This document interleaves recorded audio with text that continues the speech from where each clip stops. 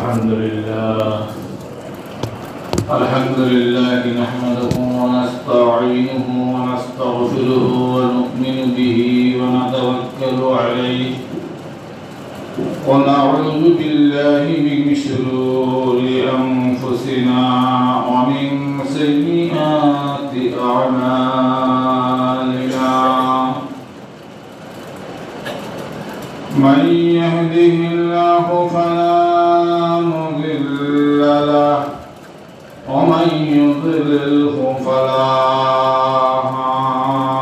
هادي له ونشهد أن لا إله إلا الله وحده لا شريك له ونشهد أن سيدنا وسندنا ونبينا وشفيعنا وحبيبنا وحبيب ربنا وطبيبنا وطبيب قلوبنا وأولانا ومولانا محمدا عبده ورسوله أما بعد فقد قال تبارك وتقدس في كلامه المجيد والفرقانه الحميد أعوذ بالله من الشيطان الرجيم بسم الله الرحمن الرحيم من جاء بالحسنة فله عشر أمثالها ومن جاء بالسيئة فلا يجزى إلا مثلها وهم لا يظلمون وقال النبي صلى الله عليه وسلم من صام رمضانا ثم أتبعه ستا من شوال كصيام الدهر أو كما قال عليه الصلاة والسلام. بارك الله لنا ولكم في القرآن العظيم ونفعنا وإياكم بالآيات والذكر الحكيم إنه تعالى جواد كريم ملك بر رؤوف رحيم. سبحانك لا علم لنا إلا ما علمتنا إنك أنت العليم الحكيم. صلى الله على سيدنا ومولانا محمد وعلى آله وصحبه وسلم. صلى الله على سيدنا ومولانا محمد وعلى آله وصحبه وسلم. أستغفر الله إن الله غفور رحيم. أستغفر الله إن الله غفور رحيم. سبحان الله وبحمده سبحان الله العظيم. سبحان الله وبحمده سبحان الله العظيم. لا إله إلا الله محمد رسول الله لا إله إلا الله محمد رسول الله محترم حاضرين মহান রব্বুল আলামিনের অসংখ্য অগণিত শুকরিয়া যে দয়াময় পরওয়ারদিগার আলম মেহেরবান খুদা আমাদেরকে পুরা এক মাস পবিত্র রমজানুল মুবারকের সিয়াম সাধনার পর আজকে শাওয়াল মাসের প্রথম জুমআয় আল্লাহ তাআলা আমাদেরকে হাজির হওয়ার তৌফিক দান করলেন, হিমে হায়াতে রাখলেন। এজন্য আমরা মহান রবের দরবারে শুকরিয়া আদায় করি, বলি আলহামদুলিল্লাহ।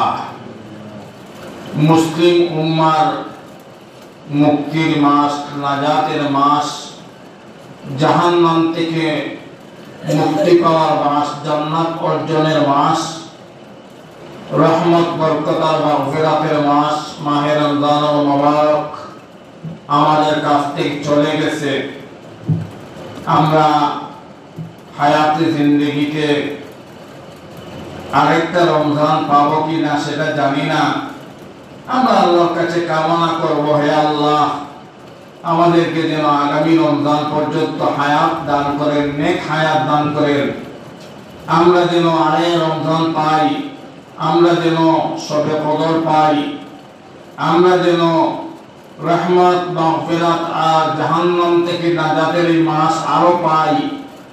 আমরা ইতিকাফ যেন করতে পারি, তারাবির জামাত পড়তে পারি, তাহাজ্জুদ পড়তে পারি।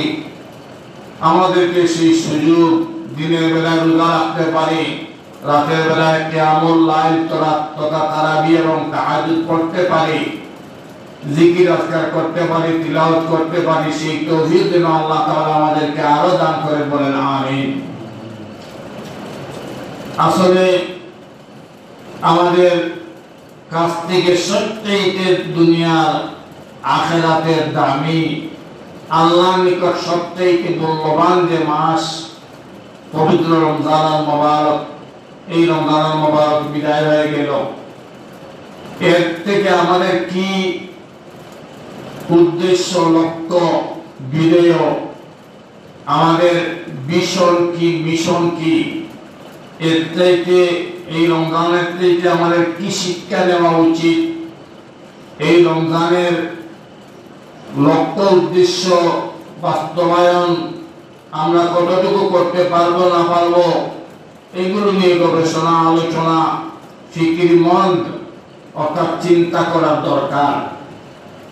কারণ যদি কাজের কাজ কোনো কিছু না হয় আর শুধু এইভাবে রমজান আসে আর যায়, তাহলে মানুষের রমজান 80 বছরের ভিতরে 80 বার আসবে যাবে, কিন্তু সে যদি থেকে ফায়দামন্দ না হয়, উপকৃত না হয়, সে যদি বেনিফিশিয়ারি না হয়, তাহলে তো কোনো লাভ হবে না। এই জন্য এইগুলোকে কিভাবে কাজে লাগানো যায়, এর থেকে কি শিক্ষা নেওয়া যায়। দেখবেন কবিরা কবিতা লিখে, তারপরে এই কবিতার সঙ্গে সঙ্গে কিছু দিয়ে যায়, আবার এই কবিতার সারাংশ, সারমর্ম, সার কথা উল্লেখ করা হয় যে কবি এই কবিতার মধ্যে এই কথা বলতে চাইছেন, এই লাইন দিয়ে এই কথা বুঝাইতে চাইছেন, এই শব্দ দিয়ে এইটা বুঝাইতে চাইছেন। এমনি ভাবে আমাদের সারমর্ম, সারাংশ, মাহাসল, যেটা অর্জন করার, কি অর্জন করার আর কতটুকু আমরা অর্জন করতে পারলাম, এই বিষয়ে আলোচনা করার দরকার। দেখেন রমজানুল মুবারক চলে গেছে, এখন বাকি আর 11 মাস পরে রমজান আসবে। রমজানে আমরা কি করেছি সামান্য যদি আলোকপাত করি, তাহলে আমরা এটার আলোকে একটু আগামী 11 মাস আমাদের জীবন পরিচালনায় সহায়ক হবে, সহযোগিতা হবে, সহজ হবে, আমাদের জীবনাচার ইজি হবে। আমরা ইসলামিক কানুন মতো আল্লাহর হুকুম আর নবী মুহাম্মদুর রাসূলুল্লাহ সাল্লাল্লাহু আলাইহি ওয়াসাল্লামের তরিকা মতো আমাদের জীবন পরিচালনা করতে পারবো। দেখুন, রমজানুল মুবারকের প্রথমত একটা জিনিসের মধ্যে আছেন, আমরা সবাই দিনের বেলায় ক্ষুধার্ত ছিলাম, উপাস ছিলাম, আমরা খাবার খাইনি, পানীয় গ্রহণ করিনি, স্ত্রী সহবাস করিনি। কেন? যে রোজা ভেঙে যাবে, রোজা ভেঙে নেওয়া যাওয়ার জন্য আমরা এইগুলো করিনি, কারণ ভেঙে গেলে আমাদের এইগুলো করলে আমাদের রোজা ভেঙে যাবে। আমাদের সামনে এত ভালো ভালো খাবার বিদ্যমান, আসেন ইফতারের সময় আপনার সামনে এত লোভনীয় খাবার, এত সুস্বাদু খাবার, এত মজাদার খাবার, কিন্তু আপনি একবার বইয়ের দিকে তাকাচ্ছেন, একবার ক্যালেন্ডারের সময়ের দিকে দেখছেন, আজকে কয়টাতে ইফতার, না আজকে 6টা 10-এ ইফতার, আজকে কয়টা ইফতার, 6টা 9-এ ইফতার। আপনি 8 বাজার পর ইফতার করতেছেন না, মনে হচ্ছে না, তাও আবার বইয়ের দিকে একবার তাকাচ্ছেন, মুয়াজ্জিনের মাইকের আজানের আওয়াজ আপনার কর্ণকুহরে পড়ছে কিনা সেইটাও আপনি শুনতেছেন। অর্থাৎ একবার তাকাচ্ছেন বইয়ের দিকে, একবার ক্যালেন্ডারের দিকে, একবার মুয়াজ্জিনের আজানের অপেক্ষায় অপেক্ষমান। কোন জিনিস আপনাকে এই একটা মিনিট ব্যতিক্রম করতে দিল না? র্যাব, পুলিশ, বিজিবি, না সেনাবাহিনী, না কোন ধরনের গোয়েন্দা সংস্থা, ডিজিএফআই, এনএসআই, কে আপনাকে এটা এত কঠোর একটা অবস্থানে নিয়ে পৌঁছালো যে 1 মিনিট আগেও আপনি খাবার গ্রহণ করছেন না?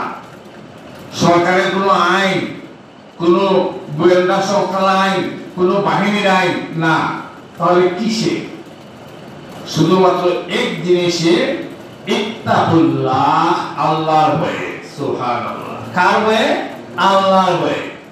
যে দুনিয়া কে কি বলবে না বলবে সেটা আমার বিষয় না, আমি কারো অধীনস্থ না, এটা কোনো আইনও না, এটা কোনো কানুনও না, এটা কোনো অর্ডিন্যান্সও না। এই অর্ডিন্যান্স, এই কানুন, এই আইন একমাত্র আমার স্রষ্টা, আমার খালিক, আমার মালিক, এই পৃথিবীর স্রষ্টা, খালিক আর মালিক যিনি আল্লাহ রব্বুল আলামিনের দেওয়া। এই যে এত সুবর্ণ সুযোগ থাকার পর আপনার খাবার টেবিলে সাজানো গোছানো এত খাবার আইটেম থাকার পর আপনি এগুলোতে আমাকে হাত দিচ্ছেন না, মুখে দিচ্ছেন না, একটা সেকেন্ড আগেও দিচ্ছেন না। কেন? যে আল্লাহর ভয়। এই আল্লাহর ভয়, এই জন্য দেখছেন না, এই কুতিবা আলাইকুমুস সিয়াম কামা কুতিবা আলাল লাযিনা মিন ক্বাবলিকুম, এই আয়াতের শেষাংশ হচ্ছে লাআল্লাকুম তাত্তাকুন। কেন রোজা ফরজ করা হয়েছে? যে তোমরা যেন মুত্তাকি হয়ে যেতে পারো, পরহেজগার হয়ে যেতে পারো, খোদাভীরু হয়ে যেতে পারো, আল্লাহর ডর আর ভয় যেন তোমাদের অন্তরে গ্রথিত হয়ে যায়। সুবহানাল্লাহ। এখন শুধুমাত্র কি এই আল্লাহর ভয় রমজান মাসের জন্য না, এই রমজানে যে শিক্ষা নিলেন আপনি আল্লাহর ভয়ে, আপনি হালাল খাবার থেকে নিজেকে বিরত রাখলেন, এইভাবে আপনি এই ভয়কে এমন ভাবে আপনার অন্তরে গেঁথে নেবেন যে বাকি 11 মাসে যেন আল্লাহর ভয়ে আপনি আর কোনো অন্যায় করেন না, গুনাহ করেন না, পাপের কাজ করেন না, আল্লাহর রেজামন্দির বিরুদ্ধে কোনো কাজে নিজেকে আর জড়ান না। এই শিক্ষাটা নেওয়ার জন্যই রমজানের মূল শিক্ষা। সুবহানাল্লাহ। মনে করেন রমজান শেষ হয়ে গেছে, এখন যদি আবার আমরা যারা বেনামাজি, নামাজ পড়ি না, হ্যাঁ রমজানে কিছু কিছু পড়েছি, রমজান চলে গেছে আর নামাজ পড়বো না, এরকম যদি হয়, আমরা যারা সুদ খাই, আমরা যদি রমজানে সুদ ছেড়ে দিয়েছিলাম, রমজান চলে গেছে, এখন আবার যদি আমরা সুদের ব্যবসা শুরু করে দিই, আমরা যারা ঘুষ খাই, আমরা রমজানে ঘুষটারে একটু শিথিল রেখেছিলাম, এখন আবার যদি রমজানের পরে ঘুষ আমরা খেতে শুরু করি, আমাদের মধ্যে যারা চুরি করে, তারা রমজানে চুরি করে নাই, এখন রমজান পরে আবার যদি চুরি করে, আমাদের মধ্যে ডাকাত যারা, তারা রমজানে ডাকাতি করে নাই, আবার যদি রমজানের পরে এখন ডাকাতি শুরু করে দেয়, আমাদের মধ্যে মিথ্যা বলে যারা, তারা যদি এখন মিথ্যা রমজান মাসে বলে নাই, ভয়ে এখন রমজানের পরে আবার যদি মিথ্যা বলা শুরু করে দেয়, আমাদের মধ্যে একদল আছে শুধুমাত্র গীবত করে, পরনিন্দা করে, অন্যের সমালোচনা করে, অথচ এটা এত বড় পাপ। আল গীবাতু আসাদ্দু মিনাজ জিনা। চিন্তা করে নিজের মায়ের সাথে বেবিচার করার চাইতেও মহাপাপ। কিন্তু আমাদের মধ্যে এই অভ্যাস 100 মধ্যে 80 জনের মধ্যে এটা আছে। অন্যের সমালোচনা, গীবত, পরনিন্দা, এই সমস্ত অভ্যাস আমাদের, অর্থাৎ এটা আমাদের হ্যাবিট হয়ে গেছে, এটা আমাদের অভ্যাস, আমাদের খাসলত, এটা আমাদের চরিত্র হয়ে গেছে। তো এই যে সমস্ত পাপের কাজ, এই পাপগুলো আপনি রমজানে করেন নাই, অর্থাৎ এই রমজানে প্রশিক্ষণ নিলেন, তারবিয়ত নিলেন, আর রমজানের পরে পুরা 11 মাস এগুলো থেকে নিজেকে বিরত রাখবেন। সুবহানাল্লাহ। রমজানুল মুবারক থেকে আমাদের 4টা শিক্ষা নেওয়া। এর মধ্যে প্রথমটা হচ্ছে গুনাহ কাজ ছেড়ে দেওয়া। গুনাহ কাজ ছেড়ে দেওয়া। আমরা সংকল্প করেছি রমজানুল মুবারকে তওবা করেছি, কান্নাকাটি করেছি, তাহাজ্জুদের সময়, তারাবির সময়, এরপরে বিভিন্ন ওয়াক্তের নামাজের সময় নফল নামাজ পড়েছি, আর আল্লাহর কাছে তওবা করেছি, হে আল্লাহ আমরা গুনাহ করব না, ওয়াদা করেছি আল্লাহর কাছে। সেই ওয়াদার উপর নিজেকে অটল অবিচল রাখতে হবে। আমাদের সেই সংকল্প, আমাদের সেই ওয়াদা, আমাদের সেই তওবা যেটা করেছি, এইটার উপর নিজেকে অটল রাখতে হবে, ইস্তেকামত রাখতে হবে, অবিচল রাখতে হবে। এটা ভেঙে গেলে হবে না। 2 নম্বরে হলো রমজান মাসে আমরা কি করেছি, যে তওবা করেছি, অনুতপ্ত হয়েছি, লজ্জিত হয়েছি, আল্লাহর কাছে শর্মিন্দা হয়েছি। নিজে যে পাপ করেছি এটা আমি আর আমার আল্লাহ ছাড়া কেউ জানে না। এমন পাপ আছে দুনিয়ার কোনো মানুষ জানে না। এই যে পাপের কাজ আমি আল্লাহ জানে আর আমি জানি, এজন্য আল্লাহর কাছে চোখের পানি ছেড়ে কান্নাকাটি করেছি, তওবা করেছি। এইভাবে এই রমজানের পরেও আমাকে তওবার অভ্যাস করতে হবে। শুধু রমজানে নয়, রমজানে তো ট্রেনিং নিলাম, রমজানের পরে আমি প্রতিদিন তওবা করব। হে আল্লাহ, আমি আমার পাপের উপর লজ্জিত হয়ে গেলাম, শর্মিন্দা হয়ে গেলাম, আমি আফসোস হয়ে গেলাম, আমি দুঃখিত হয়ে গেলাম, আমি হায় আল্লাহ নিজের ভুল বুঝতে পেরেছি। বান্দা যখন নিজের ভুল বুঝতে পেরে আল্লাহর কাছে কান্নাকাটি করে, হাদিস শরীফের মধ্যে এসেছে যে বান্দা চোখের পানি তার নাকের ডগায় আসার আগে আগে আল্লাহ তাআলা তার জীবনের গুনাহ খাতা মাফ করে দেন। আত-তাইবু মিনাল যামমি কামান লা যামমা লাহু আও কামা ক্বালা আলাইহিস সালাতু ওয়াস সালাম। তওবাকারী ব্যক্তি এইভাবে আল্লাহর কাছে হয়ে যায় যেন সে জীবনে কোনো গুনাহই করেনি, পাপই করেনি। সুবহানাল্লাহ। আল্লাহ তো বড় রহমান আর রহিম।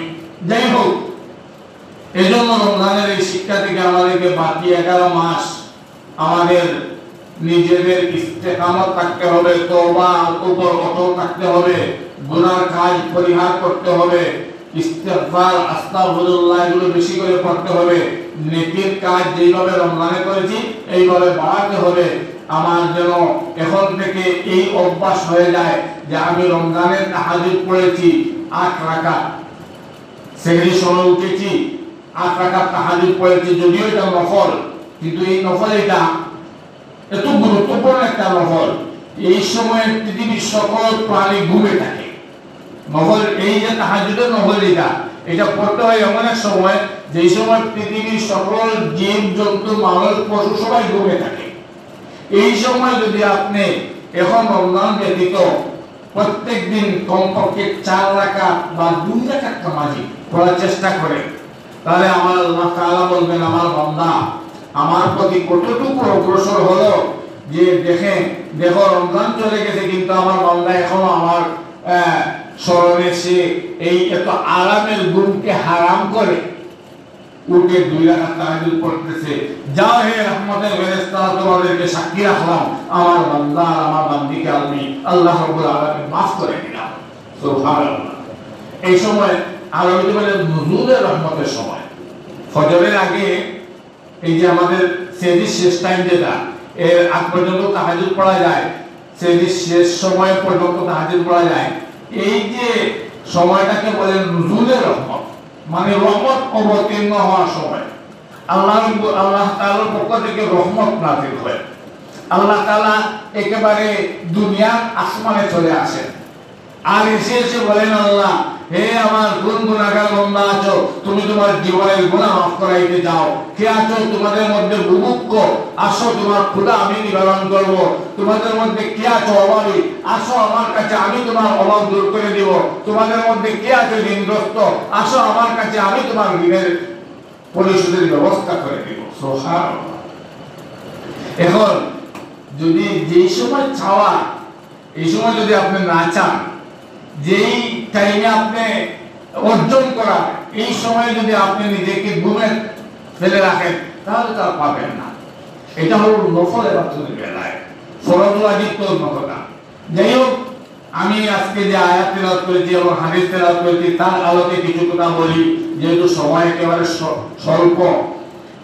কোরআনে কারীমে আল্লাহ তাআলা বলেন, মান জাআ বিল হাসানাতি ফালাহু আশরু আমসালিহা ওয়া মান জাআ বিস সাইয়্যাতি ফালা ইউজজা ইল্লা মিসলাহা ওয়া হুম লা ইউজলামুন।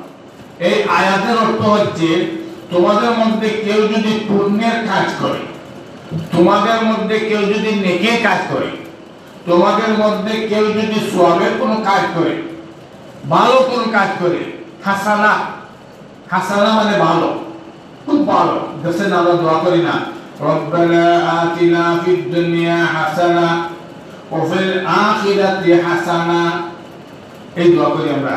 হে আল্লাহ, দুনিয়ার সৌন্দর্য, দুনিয়ার ভালো, আখিরাতের ভালো আমাদেরকে দান করো।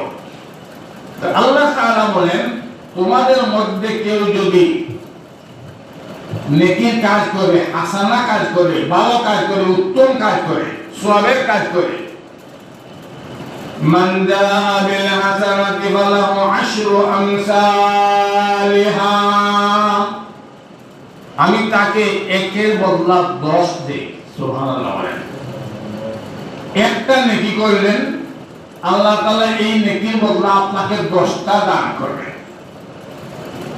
অর্থাৎ রোজ কাজ করলেন আপনি 1 দিন, বিনিময় দিবেন আপনাকে 10 দিন। সুবহানাল্লাহ। আপনার যদি কাজ কেউ করে সকাল 9টা থেকে বিকাল 5টা পর্যন্ত, আপনি তার রোজ 1000 হোক আর 800 টাকা হোক, ওই একদিনে রোজ দিবেন। পৃথিবীতে এমন কোন ধনাঢ্য ব্যক্তি পাবেন না যে আমার খান এই ব্যক্তি করছে একদিনের, তাকে 10 দিনের রোজ দিয়ে দেয়। বিশাল বিশাল company, million million trillion pound ডলারের মালিক এই পৃথিবীতে আছে। আমাদের দেশে কত সুররা আছে, কত ডাকাতরা আছে, কোটি কোটি মিলিয়নের মালিক। ওই দেশে যা সালমানের রহমান একটা, এটা মানে বাংলাদেশের সম্পদের 3 লাখের একবারের মালিক মনে হয়, এত বড় সুর। হ্যাঁ, তো তার কাছে যদি আপনি দেখেন না, তার লক্ষ লক্ষ মানুষ তার অধীনে কাজ করতেছে, তার বিভিন্ন কোম্পানি আছে, ভ্যাকসিন করতে বিভিন্ন কোম্পানি আছে, কিন্তু এরকম পাবেন না যে কোন কর্মচারী তার অধীনে একদিন কাজ করতেছে আর সে 10 দিনের রোজ দিয়ে দিতেছে। এইটা কোথাও পাবেন না।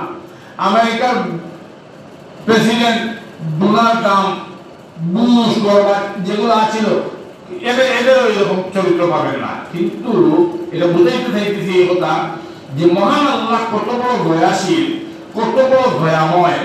তিনি নেকির কাজ বান্দা বা বান্দি, পুরুষ হোক আর মহিলা হোক, একটা করলে আল্লাহ তাআলা তাকে 10টা নেকি দিয়ে দেন। সুবহানাল্লাহ।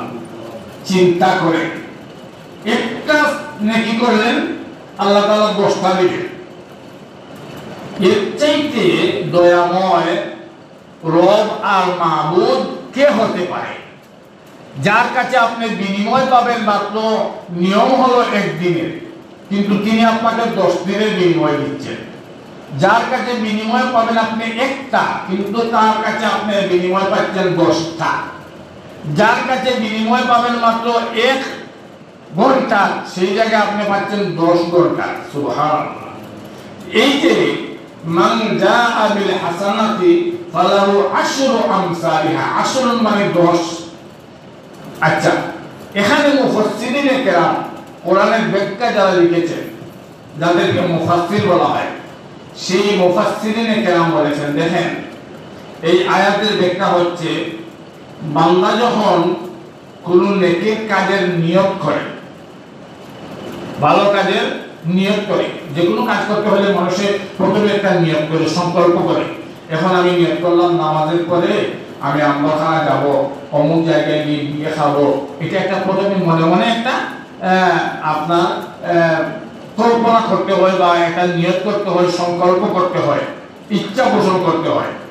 তো মুফাসসিরিনে কেরাম লেখেন, বান্দা যখন কোন নেকির কাজের নিয়ত করে, সওয়াবের কাজের নিয়ত করে, পুণ্যের কাজের নিয়ত করে, যেমন মনে করলেন আপনি আজকে নিয়ত করলেন যে নামাজ পড়ে একজন ফকিরকে, মিসকিনকে ভাত খাওয়াইবেন, বুঝছেন, যে আজকে আমি যেহেতু আমার ঘরে ঈদের গোশত আছে, মাংস আছে, বা ভালো খাবার আছে, আজকে আমি একজন ফকিরকে ভাত খাওয়াই। এটা একটা ভালো কাজ, এটা ফেলাল খেরাত, এটা একটা সওয়াবের কাজ, ভালো কাজ, উত্তম কাজ। মসজিদের তালিকা থেকে আপনি এটা মনে মনে সংকল্প করেন। মুফাসসিরিনে কেরাম লিখেন, ওই নিয়ত করার সাথে সাথে আপনার নামায়ে আমলে আল্লাহ রাব্বুল আলামিন একটা নেকি লিখে দিবেন। সুবহানাল্লাহ বলেন। আর যখন আপনি নামাজ পড়ে গিয়ে ওই ফকিরটাকে খাওয়াইলেন, অর্থাৎ বাস্তবায়িত করে ফেললেন, আপনার নিয়তকে আপনি পরিপূর্ণভাবে আদায় করে ফেললেন, তখন আল্লাহ রাব্বুল আলামিন আপনাকে 10 জন ফকির খাওয়ানোর সওয়াব দান করবেন।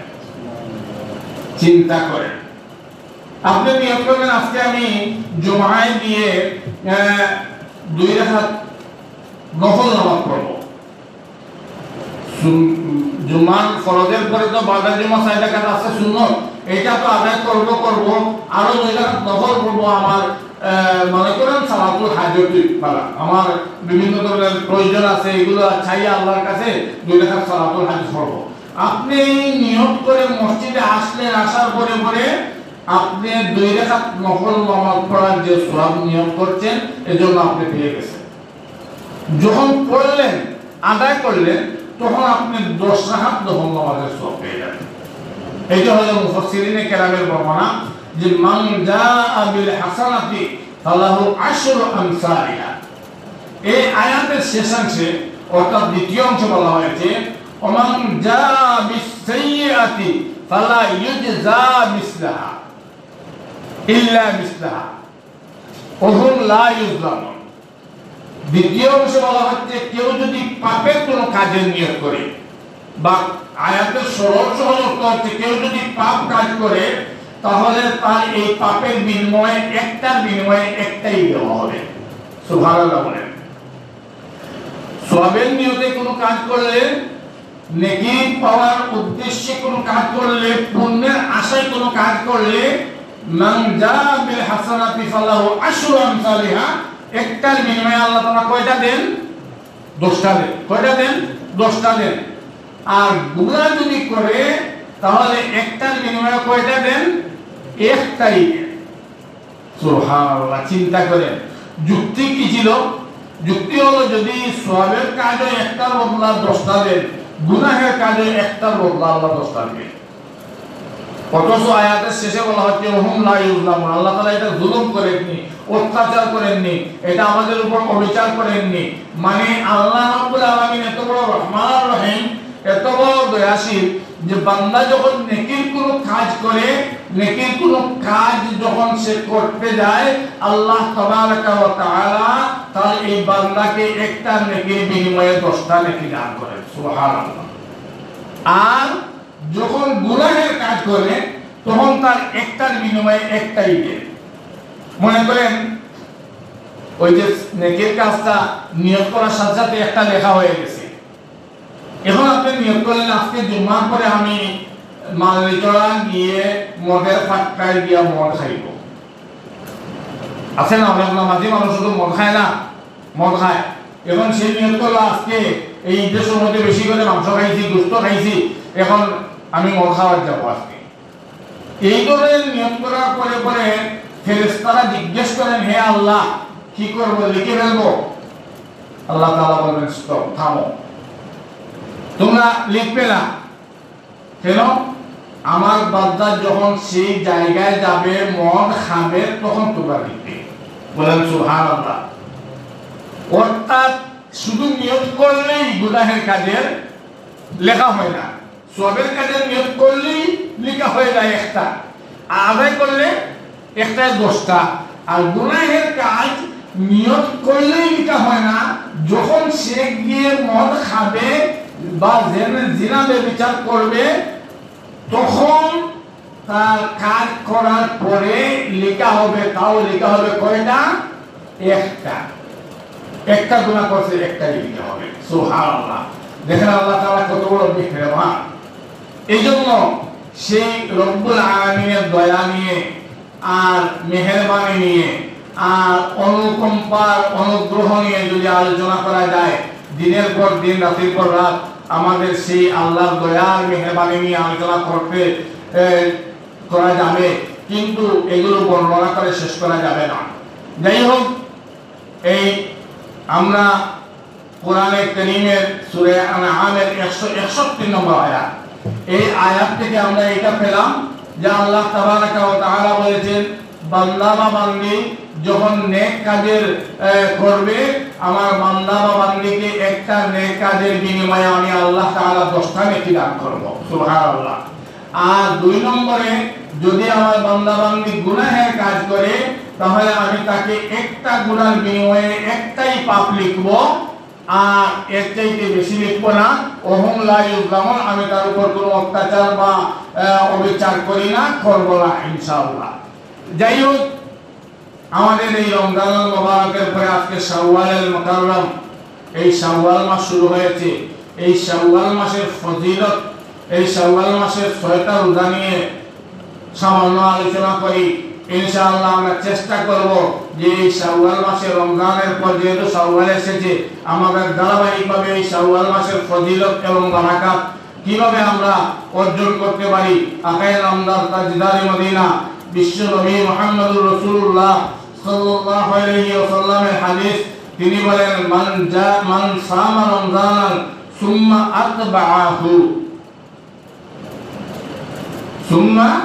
আতবাআহু সিত্তাম মিন শাওয়াল কাসিয়ামিদ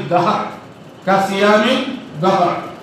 নবীজি বলেছেন যে যেই ব্যক্তি রমজান মাসে রোজা রাখলো, রমজানের রোজা রাখলো, অতঃপর শাওয়াল মাসে এই 6টা সিত্তা মানে 6টা রোজা আবার রাখলো, কাসিয়ামিদ দাহর মানে বৎসর, অর্থাৎ সে যেন পুরো বছর রোজা রাখলো। সুবহানাল্লাহ।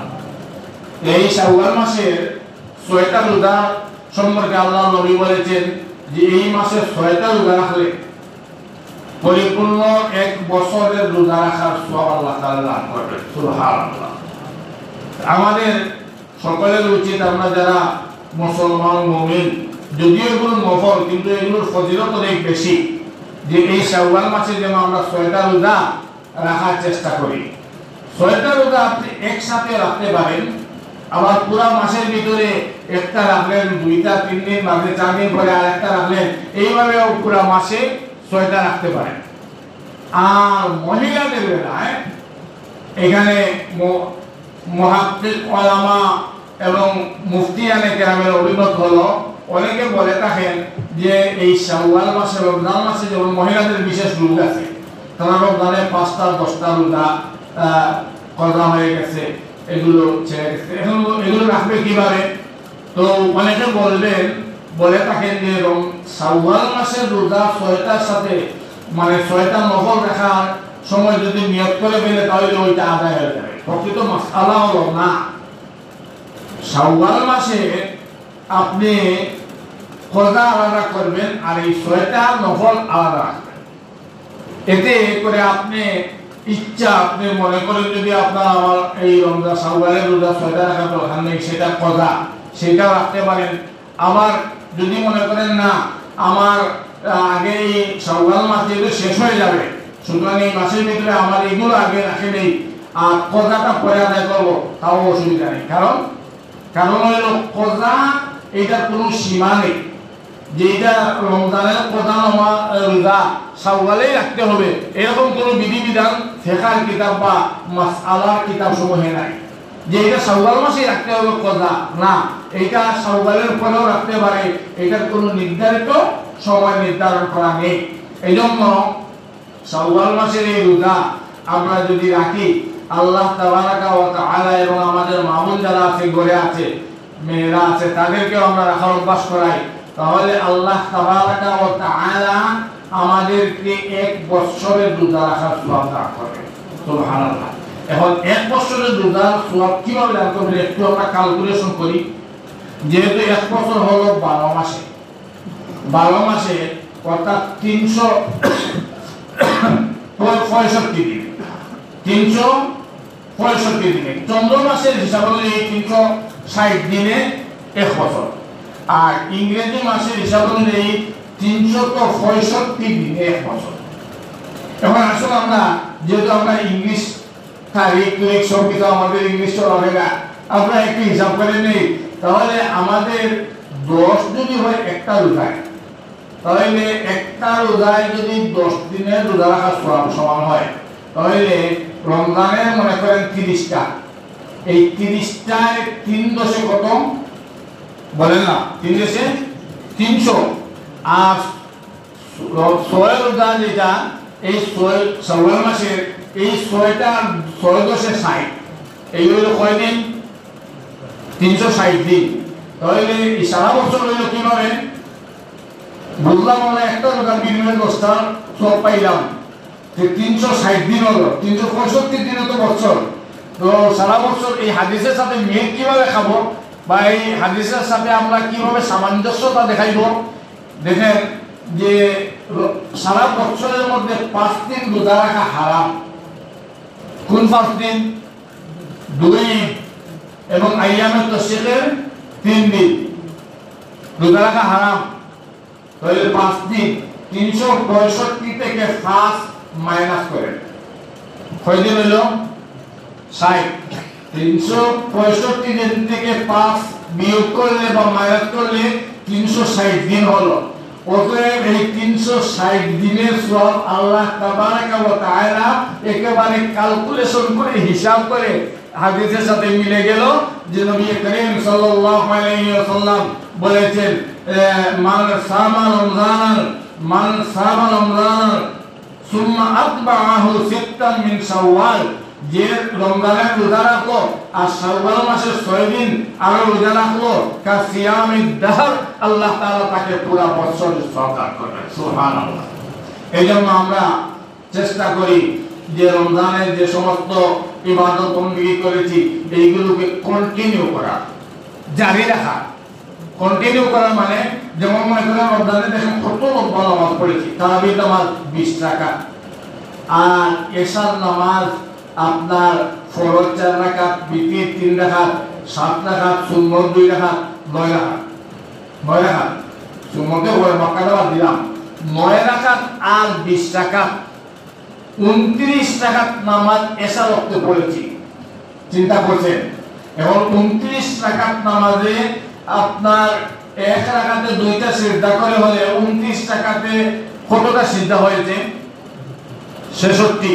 চিন্তা করেন এক ওয়াক্তের নামাজে আপনি 66টা সিজদা দিয়েছেন, আর এখন আপনি শুধুমাত্র এশার নামাজে পড়বেন এশার 3 রাকাত, 4 রাকাত, বিতির 3 রাকাত আর সুন্নতে মুআক্কাদা 2 রাকাত, মাত্র 9 রাকাত পড়বেন। এখন আপনি যদি চিন্তা করেন যে আমি রমজান মাসে এত লম্বা নামাজ পড়তে পারলাম, সুতরাং এখন রমজান পরে আমি এক কাজ করি না, কমপক্ষে 20 রাকাত তো আমার পড়তে হচ্ছে না, এশার যে গয়রে মুআক্কাদা সুন্নত 4 রাকাত, এই 4 রাকাত সুন্নত আমি পড়ে নেই। অভ্যাস করেন, নফল নামাজ সুন্নত নামাজ এগুলো অভ্যাস করেন। একটা হাদিসের মধ্যে এসেছে নবী করিম সাল্লাল্লাহু আলাইহি ওয়াসাল্লাম বলেন, কোন ব্যক্তি যদি যোহরের সুন্নত 4 রাকাত আগে পড়লো, পরে 2 রাকাত সুন্নত পড়লো আর আরো 2 রাকাত নফল নামাজ পড়ে, তাহলে আল্লাহ তাবারাকা ওয়া তাআলা এই ব্যক্তিকে জাহান্নামে আগুনে আর ধরতে দিবেন না। সুবহানাল্লাহ। আমরা এখন অভ্যাস করি এটা যে রমজান চলে গেছে, এখন আমরা কিভাবে নামাজ ধীর স্থির একাগ্রতার সাথে আদায় করব। রমজানের শিক্ষা থেকে আমাদেরকে শিক্ষা নিয়ে আমরা যাতে আমাদের আমলকে সুন্দর করি।